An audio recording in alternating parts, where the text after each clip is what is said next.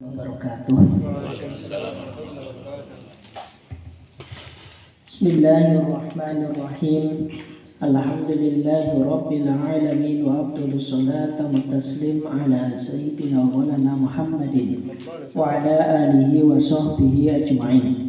Allahumma akhrijna min dhulumatil wahmi wa akrimna bi nuril fahmi wa ftah 'alaina bi ma'rifatil ilmi.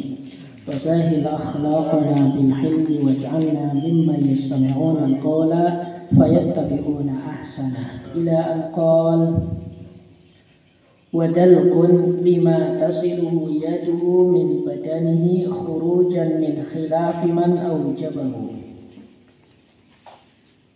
ودلق أي وسنة دلق lima tasiluhu yaduhu min badanihi khurujan min khilafi man aujabahu. Artinya, dan disunahkan menggosok, menggosok lima tasiluhu yaduhu terhadap anggota yang bisa dijangkau oleh tangan orang yang sedang mandi. Min badanihi berupa badannya, khurujan karena keluar, min khilafi man aujabahu dari perbedaan pendapat dengan orang yang mewajibkannya. Dalam hal ini adalah Al-Imam Malik. Di antara kesunahan mandi yang kedua adalah kesunahan mandi yang selanjutnya adalah menggosok anggota tubuh. Tetapi kesunahan ini hanya sebatas kepada anggota tubuh yang bisa dijangkau oleh tangan daripada orang yang mandi tersebut. Nah, ini artinya kesunahan ini. Nah, kenapa di sini harus lima tasiluhu yaduhu terhadap anggota yang bisa dijangkau oleh tangan orang yang mandi? Karena ini prinsip dasar agama itu tetap sama, bahwasanya agama tidak akan pernah membebankan segala sesuatu yang memang itu tidak berada dalam kemampuan seorang mukallaf. Sampai hal itu pun nampak di dalam masalah mandi. Ketika orang mandi, lalu kemudian dia ingin menggosok seluruh tubuh, maka ya tidak disunahkan kecuali hanya bagian-bagian yang bisa terjangkau oleh tangannya. Ini tetap berpegang teguh kepada prinsip dasar agama, bahwasanya agama tidak akan pernah membebankan sesuatu yang memang berada di luar kemampuan daripada seorang mukallaf. Wa tatslithun li husli jami'il badani wad dalqi wat tasmiyati wad dzikri aqibahu. Nah, ini juga wa tatslisun ay wa sunnah tatslisun li husli jami'il badani. Dan disunnahkan ketika kita membasuh semua anggota tubuh itu juga sebaiknya atau disunnahkan sebanyak 3 kali. Misalkan orang mandi itu kan setelah prosesi wudhu lalu berkumur-kumur, lalu berkumur-kumur dan lain sebagainya, maka yang pertama kali dibasuh daripada anggota itu sunnah adalah kepala. Maka di situ juga sunnah kita membasuh kepala sebanyak 3 kali basuhan. 1, 2, 3. Kemudian urutan kedua itu adalah anggota depan bagian kanan. Maka 3 dari sini, dari pundak ini ke bawah sebanyak 3 kali. Setelah itu baru anggota kanan bagian belakang 3 kali air diratakan. Lalu kemudian anggota depan sebelah kiri, lalu diiringi dengan anggota belakang sebelah kiri sampai ke bawah. Nah, itu juga disunahkan sebanyak 3 kali. Waddalki wat tasmiyati wad dzikri aqibahu. Dan juga termasuk ketika menggosok tubuh itu juga disunahkan sebanyak 3 kali. Termasuk juga membaca bismillahnya. Ini bismillah yang ada di dalam prosesi mandi. Ini juga sebanyak 3 kali, serta setiap dzikir yang kita baca di dalam mandi itu juga disunahkan sebanyak 3 kali. Wa yahsulu fi raqidin bi taharruki jami'il badanihi 3 wa illam yanqul qadamaihi ila mawdi'in akhar 'ala al-awjahi. Wa yahsulu kesunahan taslis ini bisa didapatkan fima in fi raqidin, di dalam air yang menggenang. Misalkan kita mandi di kolam renang. Bitaharruki jami'il badani thalasan, dengan menggerakkan seluruh anggota tubuh sebanyak 3 kali. Wa illam yangkul qadamaihi ila maudi'in akhara, meskipun tidak memindahkan kedua telapak kakinya kepada tempat yang lain, alal aujahi, menurut pendapat yang kuat. Lah, kesunahan taslis ini bisa didapatkan bagi orang yang mandi di air yang tidak bergerak. Misalkan gambarannya ada orang mandi di bak mandi yang besar, atau ada orang mandi di kolam renang. Maka kesunahan taslis ini bisa didapatkan cukup dengan menggerakkan badannya sebanyak 3 kali. Misalkan digerak ke kanan, ke kiri, ke kanan lagi. Maka kesunahan taslis itu sudah didapatkan. Meskipun posisi kedua telapak kakinya itu tetap tidak digeser ke tempat lain. Alal aujahi, menurut pendapat yang kuat. Wastiqbalun lil qiblati, wasunna istiqbalun lil qiblati. Termasuk kesunahan berikutnya adalah kesunahan untuk menghadap kiblat di saat prosesi mandi. Wa mu'latun, dan juga secara bertahap tetapi terus menerus. Ini mualah. Jadi ketika membasuh kepala, maka setelah itu diiringi dengan membasuh anggota kanan depan, lalu anggota kiri kanan belakang, anggota kiri depan, anggota kiri belakang. Ini sunnahnya demikian, tanpa ada jeda. Tanpa ada jeda, dan sebelum anggota yang dibasuh pertama kali ini belum kering. Nah, ini maksud daripada mualah. Wa tarku takallumin bila hajatin, dan juga tidak berbicara kecuali kalau memang butuh. Maka disunahkan juga ketika prosesi mandi itu diam, tidak berbicara dan tidak bersuara, kecuali kalau memang kita dituntut untuk bersuara karena hal-hal yang bersifat urgen.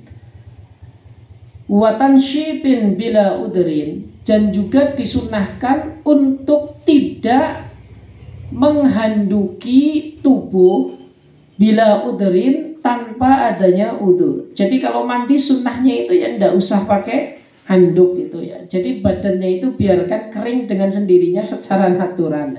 Kecuali kalau memang ada udur. Ya, udur ini banyak ya, termasuk ketika mandi di tempat yang dingin atau berada di iklim tropis ya, maka ini sebaiknya pakai anduk ya, daripada tidak mengenakan anduk. Nah, berbeda kalau di Timur Tengah ya. Orang mandi di Timur Tengah itu, Timur Tengah itu kan cuaca udaranya itu memiliki karakter panas, lalu kemudian kering. Sehingga orang itu ketika berwudu itu dalam hitungan beberapa detik saja itu tubuh itu sudah kering. Itu dalam hitungan beberapa detik. Jenengan misalkan wudu, misalkan mau masuk Masjidil Haram lalu kemudian wudu. Ya, jenengan itu wudu dalam beberapa saat. Kalau tidak berada di area Masjidil Haram, maka dalam waktu yang singkat itu tubuh langsung mengering. Karena memang satu, udara kering. Kemudian yang kedua, anggota tubuh kita juga punya temperatur yang panas juga. Nah, sehingga itu mempercepat proses pengeringan air yang ada di dalam tubuh atau yang mengena ke dalam kulit kita. Berbeda kalau di Indonesia. Maka maksud daripada bila udrin, kalau tidak ada hal yang mendesak. Ya, kalau misalkan kita yang hidup di daerah yang punya iklim tropis, ya berarti itu tetap ya kita tidak mengapa. Ya, artinya kesunahan ini tetap tidak kita tinggalkan. Wa tusannu asy-syahadatani al-mutaqaddimatani fil wudu'i ma'ahuma aqibal husli. Dan disunnahkan membaca 2 kalimat syahadat al-mutaqaddimani fil wudu'i, yang telah disebutkan di dalam prosesi berwudu, ma'ahuma, beserta dengan apa yang ada di dalam syahadat tersebut, ya, aqibahu, setelah mandi. Akibal husli, setelah mandi. Ini juga sunnah. Setelah prosesi mandi kita disunnahkan membaca zikir syahadat beserta dengan kalimat-kalimat yang digabungkan dengan syahadat tersebut. Ya, ini yang sudah kita kenal ya. Doa setelah berwudu, asyhadu an la ilaha illallah wahdahu la syarikalah wa asyhadu anna Muhammadan abduhu wa rasuluh. Allahumma ij'alni minat tawwabina waj'alni minal mutatahhirin waj'alni min ibadikas sholihin. Lah itu yang ma'ruf. Ini juga disunahkan dibaca setelah mandi. Wa alla yahtasila li janabatin aw ghairiha kal wudu'i fi ma'in raqidin lam yastabkhir. Dan disunahkan kita tidak mandi untuk janabah atau selain janabah. Maksudnya mandi suci dari haid dan nifas. Kal wudu'i, sebagaimana wudu, fima in rokidin, pada air atau di dalam air yang menggenang, lam yastabhir, yang air tersebut tidak istibhar itu kalau dalam bahasa tidak melaut ya. Maksudnya ini tidak menggenang secara banyak gitu ya.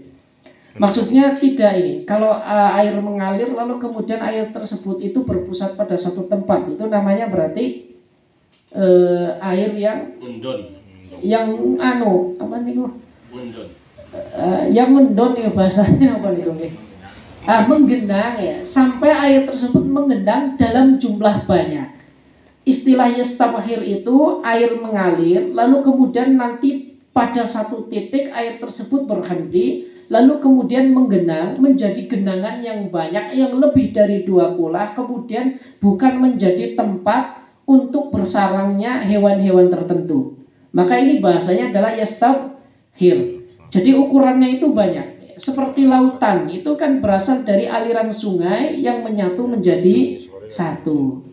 Ya, ini tapi tidak disyaratkan harus dalam bentuk laut. Bahasanya saja harus yastabhir. Maka ini juga disunahkan kita tidak mandi pada air yang mengalir ya sampai air tersebut itu ya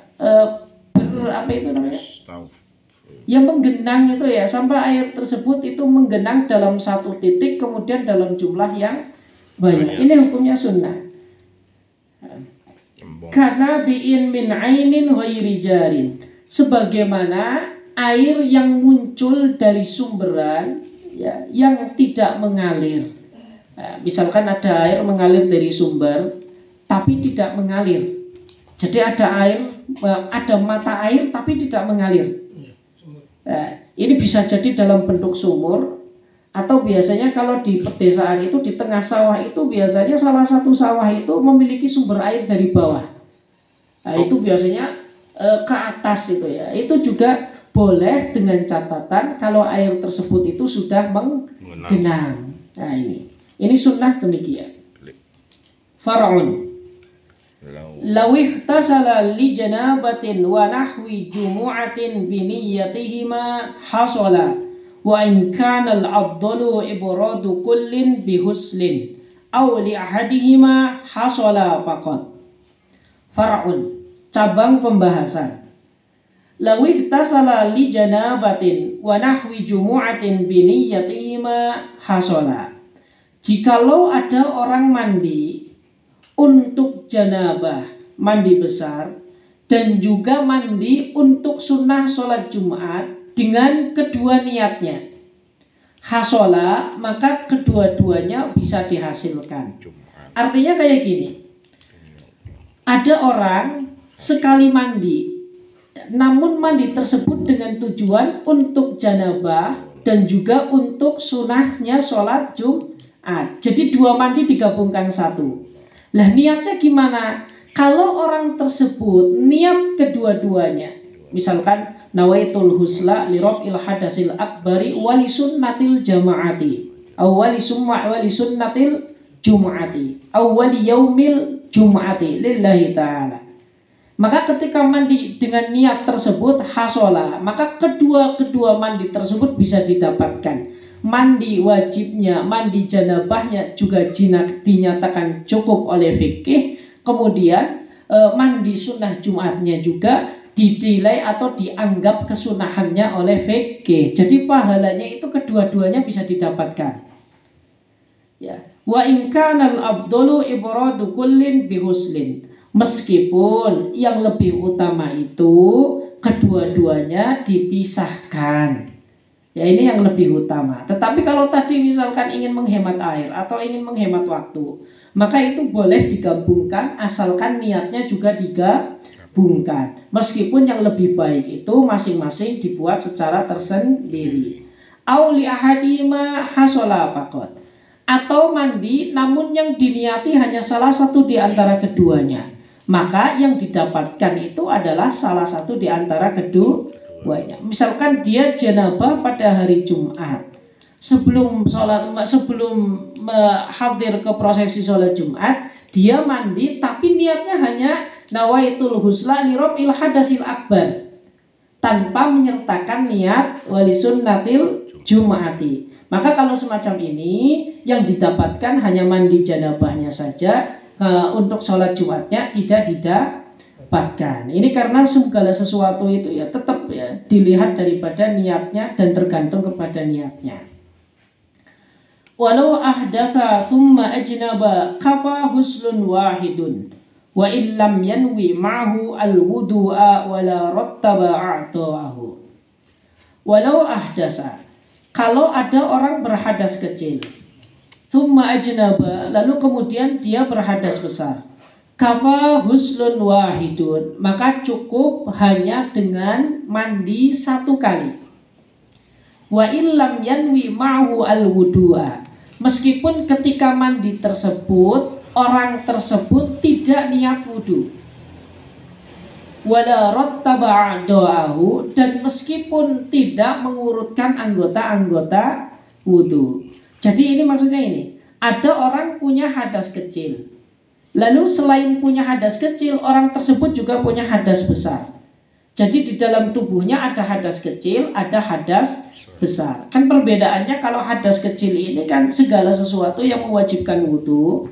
Kalau hadas besar itu adalah segala sesuatu yang mewajibkan mandi. Tentunya kita melihat kepada sebab-sebab yang mewajibkan orang tersebut untuk berwudu dan mewajibkan orang tersebut untuk mandi. Maka ini namanya hadas kecil dan hadas besar. Dan istilah hadas ini adalah istilah yang ada di dalam fikih namun tidak ada wujudnya. Ini hadas. Makanya kan orang hadas kecil dan hadas besar itu tidak bisa dibedakan. Kecuali orang-orang khusus, orang-orang ahli ma'rifah itu bisa. Orang-orang ahli ma'rifah itu kalau dalam bahasa tasawufnya orang-orang kasyaf itu bisa membedakan mana orang yang punya hadas kecil, punya hadas besar. Ya, mana orang yang melakukan tindakan kejahatan, mana orang yang tidak melakukan tindakan kejahatan, mana orang yang berlumuran dengan dosa, sama mana orang yang tidak berlumuran dengan dosa. Jadi kalau orang ahli ma'rifah atau sering disebut dengan orang kasyaf itu bisa membedakan. Ya, dan ini memang ketika kita berada mungkin kita sedikit tidak yakin, tetapi saya ini benar-benar yakin ketika saya bertemu dengan orangnya langsung. Dulu itu saya ketika ngaji itu punya seorang guru namanya Al-Habib Abdullah bin Alwi bin Syihabuddin. Jadi Al-Habib Abdullah bin Syihab itu terkenal kasyafnya. Dan saya pernah dikasyaf satu kali, dan itu yang memang saya akui itu betul. Jadi saya pernah dikasyaf satu kali. Jadi ini hanya cerita ya, tetapi ini penting manfaatnya. Jadi memang orang-orang yang ma'rifah itu memang ada, keberadaannya ada. Saya pernah waktu itu mau sholat Jumat. Sholat Jumat berangkat jam 10, saya ada lihat orang sepuh itu. Orang sepuh duduk di pinggiran masjid. Duduk di pinggiran masjid. Duduk di pinggiran masjid. Lalu kemudian saya menyalaminya tanpa basa-basi, saya sholat di sampingnya. Yang saya heran waktu itu tempat semuanya penuh kecuali di kanan kiri beliau, karena saya belum mengenal beliau. Jadi dengan pedenya itu di samping. Kenapa di sampingnya beliau kanan kiri tidak ada? Ternyata yang lain pada takut sama beliau. Nah, karena saya nggak tahu, akhirnya saya itu di sampingnya beliau. Nah, singkat cerita ketika salam itu saya disalamin sama beliau. Lalu beliau yang pertama bilang, padahal saya itu di dalam hati itu, saya di dalam hati saya berdoa.